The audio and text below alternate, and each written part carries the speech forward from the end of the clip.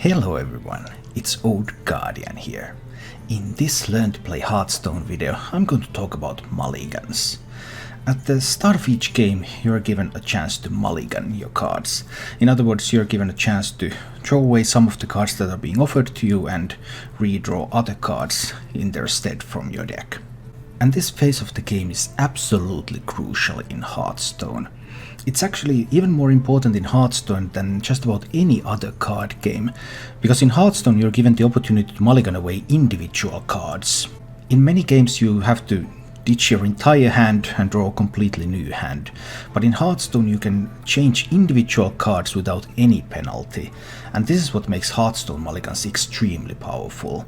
In fact, simply by choosing wrong cards in the mulligan, you can reduce your win rate by more than 10 percentage points. And I don't have to tell you that that is insane. There are various guides out there that show some kind of mulligan strategies for decks. This also applies to video guides that you can find on this channel. However, all of these guides are incomplete. None of them can really grasp every situation because of the complexity of the mulligan. And that's why I'm here today to talk to you about general mulligan strategy. What are the important things that you need to know in order to make mulligan decisions? And if you know these things, then you're able to do pretty good mulligans even without any sort of a guide. The first thing you want to know for a mulligan is your own deck. If you don't know yourself, you can't really make decisions. And knowing your deck, there are three types of cards that you want to keep in a mulligan. First, there are your own proactive early plays. There are things that your deck wants to be doing. Your deck might want to be playing Prince Keleseth or Mountain Giant or maybe Skull of the Manari. There are things that your deck really wants to accomplish and needs to accomplish, and those cards are important for your mulligans. Second, you have tech cards in your deck. They can be cards like Skulking Guys to remove 1-mana spells, there's silence effects, there's weapon removal effects, all sorts of tech cards. What tech cards do you run? It's important to know. And finally, your deck might have lots of role-specific cards. Whether you're assuming the control role in the matchup or the beatdown role in the matchup, what role are you playing? Are you trying to defend? Maybe you need a Defile to defend. Are you playing like an odd rogue against Druid? You really need power to punch through. Perhaps a Cobalt Scalebane is a useful card in that kind of situation. These are cards that are not part of your main active way of playing, and they're not tech cards, but they are very specific to the role you play in that particular matchup. And for all decks except for the fastest aggro decks and the slowest control decks, this role can change, and you need to mulligan accordingly. But you're not quite there yet, even if you know yourself. Next thing you have to know is you have to know your opponent. What is your role in the matchup? Are you control or beatdown? That depends on knowing both yourself and knowing your opponent. And unless you have a clear idea of this role, you don't know if you want those role-specific cards in your opening hand or not. Also, you have all these tech cards in your deck. Are these tech cards relevant in this matchup against this opponent? If you don't know your opponent, you don't know if you should keep tech cards or if you should not keep them. If this all already sounds very complicated, it's not going to get easier. Because when you know yourself and you know your opponent, then you know a general idea of what kind of cards you want to have for this matchup. And then it becomes a matter of working with what you have. So one consideration is urgency. If you are facing a really bad matchup and you have a key card that can win that matchup but you're almost guaranteed to lose without it, then you need to mulligan much harder for that key card than you need to in other matchups that may be more favorable for you. So how hard will you mulligan for specific cards and how much leeway do you have? Another point is your curve. Many decks want to be curving out, so you have certain cards that you really want. Maybe you really want like that Prince Keleseth, for example. But if you already have that Prince Keleseth, then what? You're being offered some cards, and some of these cards are not cards that you generally keep in the mulligan. But if you can formulate a plan for the game, okay, I have this Keleseth, I also seem to have a 1-drop and a 3-drop. These 1 and 3 drops might not be cards that I'm generally actively looking for, but this curve will work out fine. I'm going to keep this. And a third consideration is hedging your bets.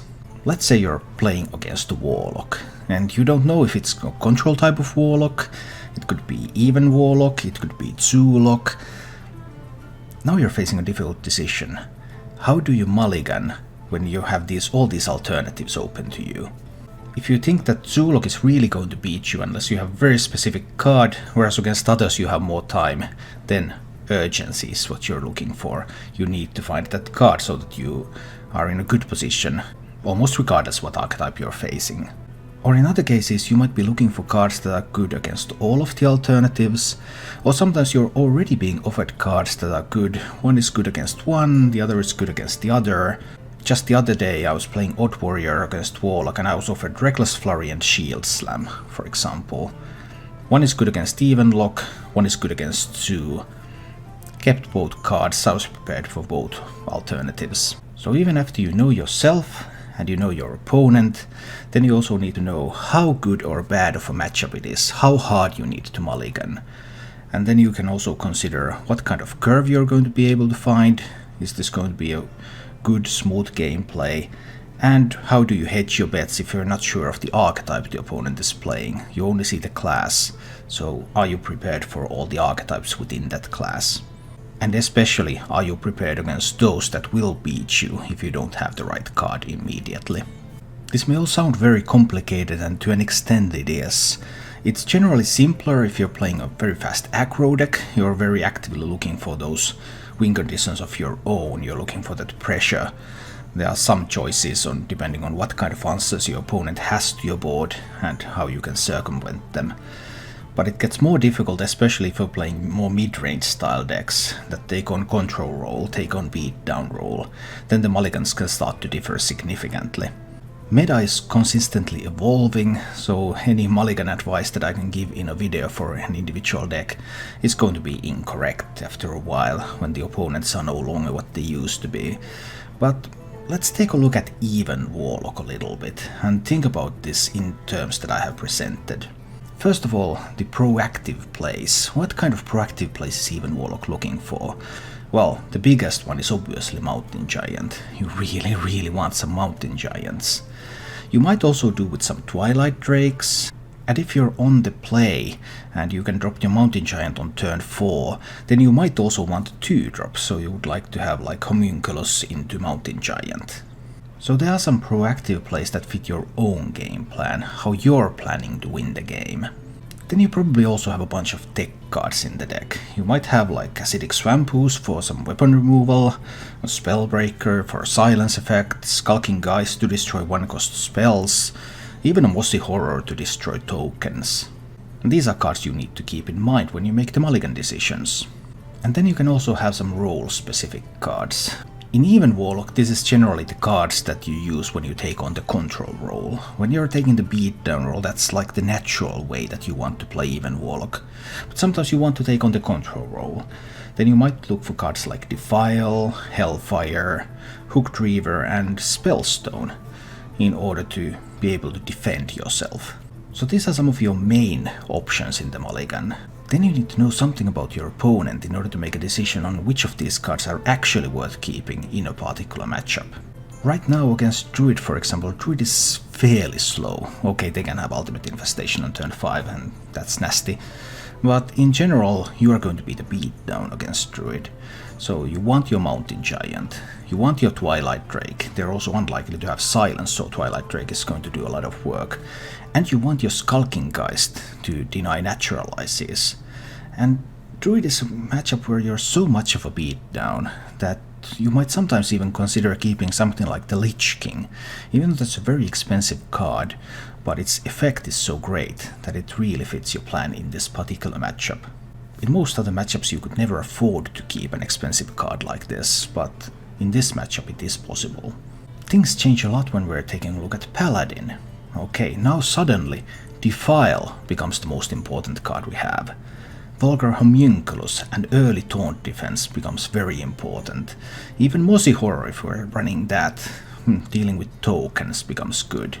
And in case of even Warlock, Mountain Giant is always an option. Mountain Giant is never off the table. And in the off chance that you're actually facing some kind of a slower Paladin build, Mountain Giant can actually be really good. But here you're mostly looking for that Defile. things are again a little bit different when you're facing a warrior. When you're facing a warrior, you really love some mountain giants. Acid Expose is also good against warrior, because in the mid game they can use Super Collider to remove multiple threats, and you don't want that to happen, so you want to have weapon removal.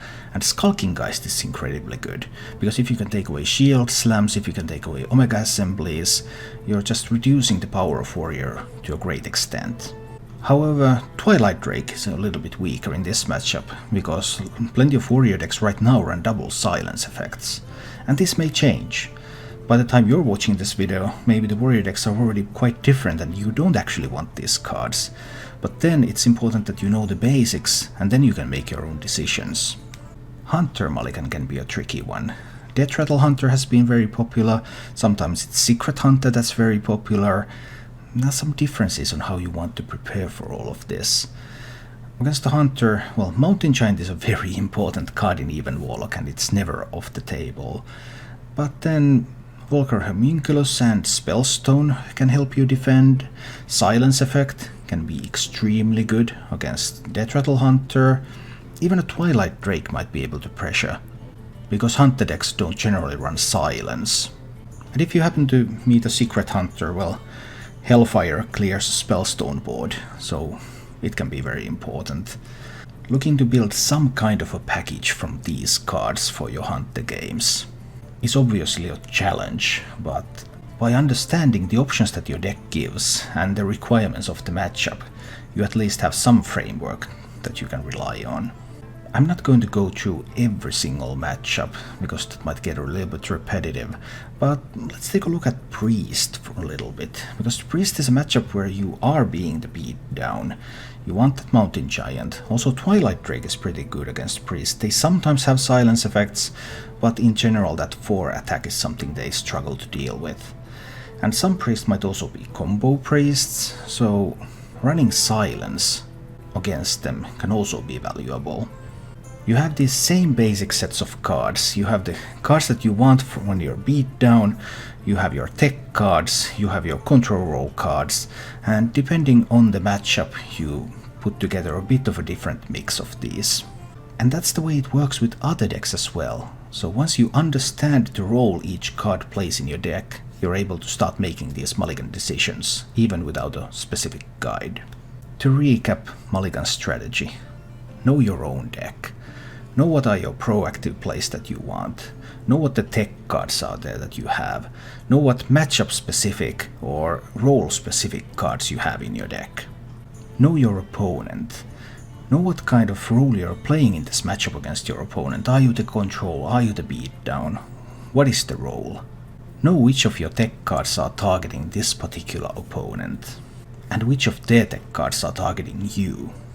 And finally, work with what you have. If you're in a really bad matchup, you urgently need to find a specific card. Go for it. If that's not the case, look at your curve. Imagine how it's all going to play out over the first few turns. And if you're facing a class that has multiple archetypes, try to hedge your bets.